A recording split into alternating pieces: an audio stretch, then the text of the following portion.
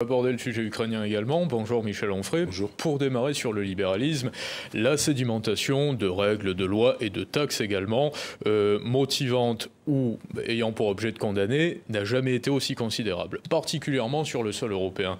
Est-ce qu'on ne manque pas d'un caractère libéral en Europe aujourd'hui ? Il faudrait s'entendre sur ce que signifie le mot libéral, parce qu'entre sa signification au XVIIIe siècle, qui est plutôt sympathique... Au sens de Locke ou d'Adam Smith. Là, c'est autre chose que le libéralisme aujourd'hui. C'est-à-dire qu'à cette époque-là, vous avez, la plupart du temps, une monarchie assez autoritaire. Enfin, on réagit à la monarchie autoritaire de Louis XIV, par exemple, et puis on dit, si on pouvait être un peu plus libre dans l'éducation, dans la presse, dans l'édition, dans le journalisme, etc., ce serait quand même pas plus mal. Ou même sur les sujets purement économiques. Ou l'économie, bien sûr, laisser faire, laisser passer, etc. Contre Colbert, la main invisible. En ce sens, alors moi je ne crois pas à la main invisible, hein, mais ça c'est un libéralisme qui ne va pas contre ma fibre libertaire. Je ne suis pas contre ça. Si le libéralisme c'est de dire le marché fait la loi, alors allons-y, mais vraiment. C'est-à-dire qu'on a un néolibéralisme, et c'est pas exactement la même chose. C'est-à-dire que c'est l'État maastrichtien qui impose le libéralisme. Ça marche pas. Ça n'est plus du libéralisme. C'est plus du libéralisme. C'est de la supercherie. Absolument. Et ça n'est pas du libéralisme. Non, parce qu'à ce moment-là, regardez par exemple, l'ensemble de la presse française n'existe que parce qu'elle est subventionnée par l'État.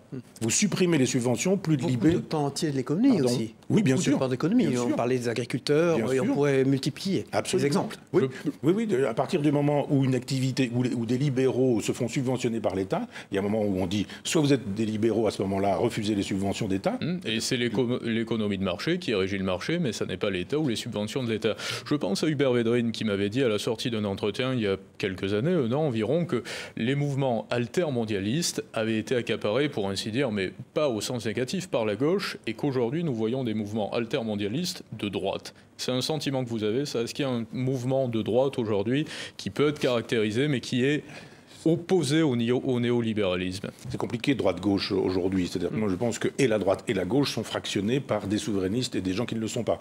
Donc ça fait deux partis, mais dans les deux partis encore. Et ça fait vraiment 4 gros blocs. Peut-être même un 5e avec des gens qui ne votent plus du tout. Et donc il faut composer avec ça. Et il y a un moment donné où on se dit, effectivement, il y a une droite souverainiste, une gauche souverainiste.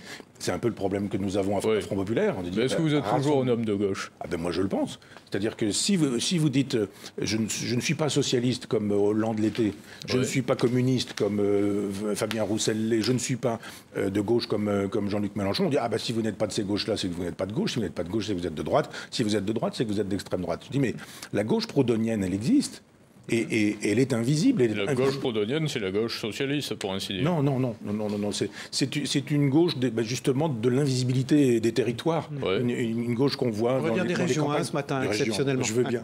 Le mot territoire a été proscrit apparemment. Où vous pouvez dire, on va fabriquer, et on pourrait faire encore plus ce genre de choses. Fabriquer par exemple des maisons de retraite, où on pourrait dire, plutôt que de voir ces espèces d'usines à crever, comme disait Henri Tachant. C'est très social ça également. Alors fabriquer des maisons de retraite, construire des maisons de retraite, c'est essentiel, c'est un problème de société. Mais au-delà de ça, Proudhon était le père d'un socialisme, pour ainsi dire. Oui, c'est le mien. Donc vous êtes socialiste. Oui, socialiste français comme on l'était au 19e siècle. Qu'est-ce que le socialisme? La dépense publique qui gère à l'encontre de l'économie de marché, pour ainsi dire, des pans entiers de la société, au-delà même du régalien et de l'essentiel, comme la santé publique, l'éducation, la justice. C'est ça le socialisme? Non, oui, ça ne laisse pas de côté ces parties-là. C'est-à-dire qu'effectivement, il y a un temps régalien et on ne peut pas non plus... Est-ce qu'il y a plus de générosité aussi? À gauche qu'à droite. Dans les mots, oui, mais dans la réalité, sûrement pas. Moi, j'aimerais que tous les gens qui veulent accueillir aujourd'hui, qui veulent que l'État français, que la nation française, que le peuple français accueille des migrants, commencent par le faire eux-mêmes. C'est ça aussi ma façon d'être libéral. En disant mais que chaque militant de la France insoumise ait chez lui 1, 2 ou 3 personnes qui sont des migrants. Que l'Église catholique qui nous fait l'éloge de l'immigration en disant accueillez-les tous, ouvre ses presbytères, ouvre ses sacristies, ouvre ses églises et qu'on les accueille. C'est bien de dire nous allons décider de l'usage de l'argent des Français. Mais que les gens commencent par dire je pense qu'il a une maison de vacances, Jean-Luc Mélenchon par exemple, et bien qu'il accueille des migrants là. Qu'on commence par être crédible. Moi je veux bien... Vous imaginez vraiment à la Lanterne à Versailles, qui est la résidence du président de la République, le week-end, qu'il puisse y avoir des camps de migrants? Est-ce que c'est pas totalement utopiste de dire ça? Je dis pas ça. Je dis juste que les gens, vous me parlez de la générosité de la gauche. Je dis que la gauche commence par être généreuse concrètement en l'étant quand on est soi-même un militant, et à ce moment-là, elle sera crédible, plutôt que de dire la générosité, ce sera avec votre argent. C'est facile d'être généreux avec l'argent du contribuable. C'est facile d'être généreux avec l'argent des paysans qui crèvent la faim et qui sont hyper taxés. Cet argent l'argent revient, et puis on leur dit, ben voilà, on va pouvoir accueillir comme ça des migrants. Moi, je crois aussi à l'exemplarité, et à ce moment-là, si vraiment tous les gens de gauche, si vraiment tous les écologistes, vous savez, tous ces écologistes qui ont 8 moteurs à la maison, des moteurs de moto, des moteurs de voitures, des moteurs de vannes, des moteurs de jet ski, des moteurs, etc. Et moi, je veux bien qu'on défende la préservation de la planète, mais dans ces cas-là, on n'a rien dans son garage. Pour terminer sur le libéralisme, Michel Onfray, avant d'aborder le sujet ukrainien, Francis Fukuyama parlait de la fin de l'histoire et le dernier homme à la fin des années 80, début 90, c'est-à-dire l'avènement des démocraties libérales. La dernière démocratie libérale, c'est les États-Unis aujourd'hui. Est-ce que vous êtes rendu aux États-Unis récemment ?